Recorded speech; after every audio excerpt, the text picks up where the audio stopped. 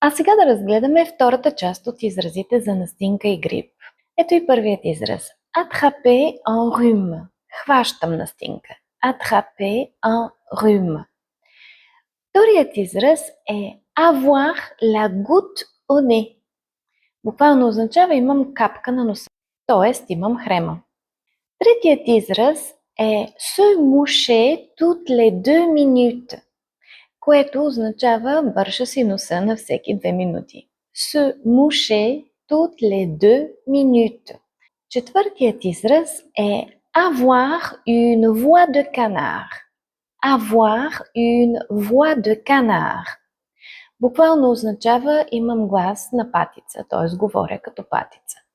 Всъщност значението е, че носът ми е запушен и следователно гласът ми е променен. Следващият израз е être cloué au lit. Буквално прикован съм към леглото, т.е. болен съм и трябва да лежа. И последният израз също е много образен. Avoir la tête comme une pastèque. Буквално означава главата ми е като диня.